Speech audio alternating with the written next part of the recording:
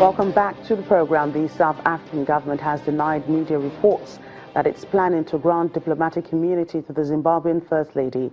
Grace Mugabe is accused of assaulting a model, Gabriela Engels, in a Johannesburg hotel. The authorities say Zimbabwe's request for diplomatic immunity is still under consideration. A local rights group, AfriForum, which is advising the model, says the granting of the immunity would transgress the law. Mrs. Mugabe, who is believed to be in South Africa, has not spoken publicly about the matter. The police have set up a border alert to ensure she does not flee the country.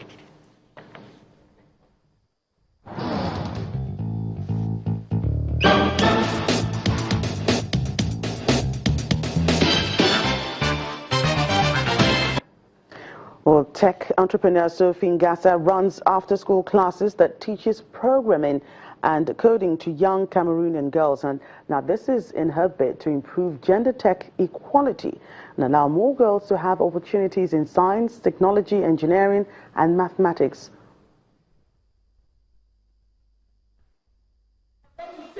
Sophie Ngasa is teaching a computers technology class just for girls in Bamenda, Cameroon. Her curriculum is based on sciences, technology, engineering, and math, a field where women remain largely underrepresented.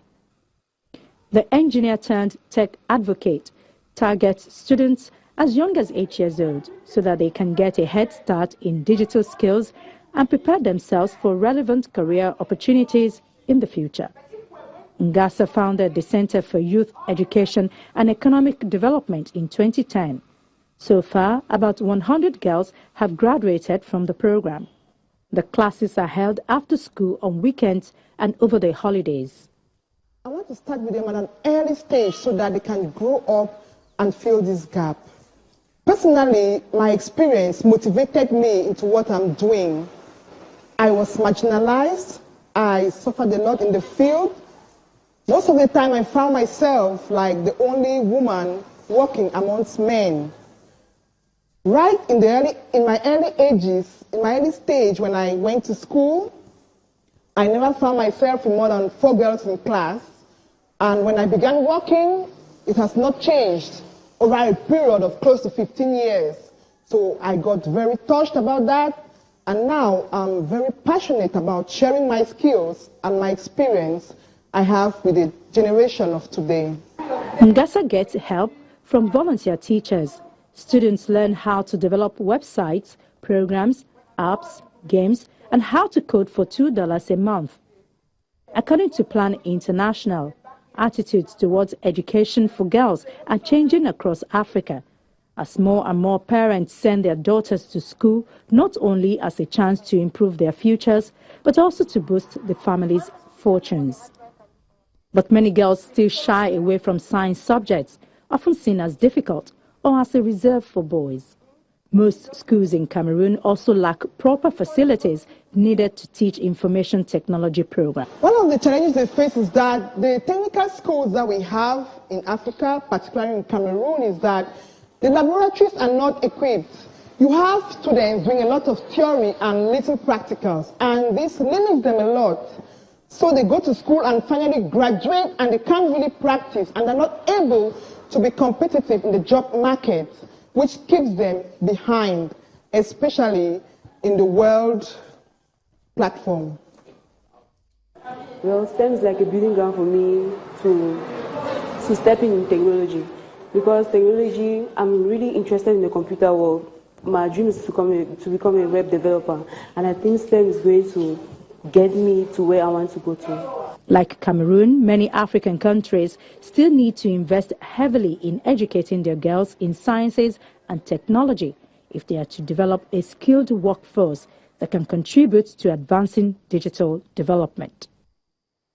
Let's expand this conversation. Joining us on the show to discuss more on the STEM education for girls and children in general is the Chief Executive of Crestage, Charles Mbolu. Thank you so much for joining us on Network Africa. Thank you very much. It's kind of obvious that most STEM programs are done during the end of school, the school calendar. How can that be improved? Well, it's already been improved. think there's an echo there, but it's already being improved. With programs that are embedded within the school programs, the school curriculum as part of after school, and then with weekend programs, just like you have kids going for swimming or karate or music lessons on weekends, as well as taking opportunity of the existing public holidays. So programs like TechQuest are already participating in that. That'll be the gap that exists within that space. What do you think is a problem of the slow inclusion of programming to primary and secondary schools curriculum in Nigeria? I'll expand that conversation a little bit. That problem is a bit global in nature. Some countries have taken it headlong, but most others are still grappling with the very quick pace of adoption. What about the infrastructure? If you take a look at, the kind of infrastructure we have in the country, maybe not enough space for classrooms and all that. Is this the only challenge we face in improving the level of skills, the skill set in STEM, or is there something more to it?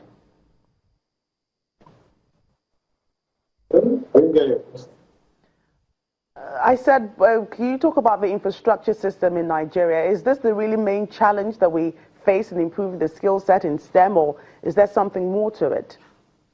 Well, there are a lot of policies, the understanding of the parents, and then the teachers knowing what to do. And then I usually don't want to go the way of talking about the government the part the government needs to play in making sure that this is reached out to the different schools. But if you find out that in the past 2 years there has been a lot of trust in this area, however, the infrastructure is not the main challenge, the mindset is.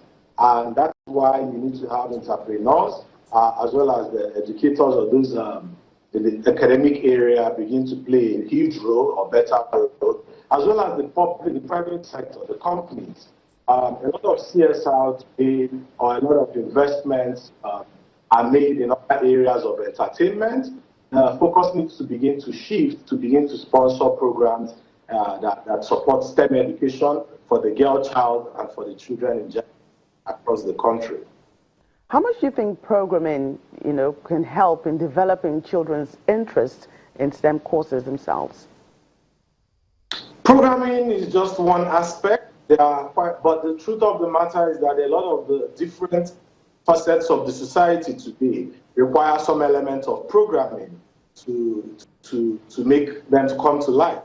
And what it does is that it sparks the interest in the children. I'll take some of our programs, for instance. You have robotics as one of the areas of automation of industry of different types, different industries, manufacturing, or what have you. But it requires an element of programming to do that. Then the typical computer chips, the motherboards, require some kind of embedded programming as well. And all this is in use in things like the phone, the cars, medicine, whatever, even music or entertainment. So programming is very important, especially at that early stage, because what it does is it brings to fore the need to learn and understand the building blocks of the technology that we will use today and more so in the future. Thank you for your thoughts on that, Charles Mbolu, speaking to us on the Network Africa.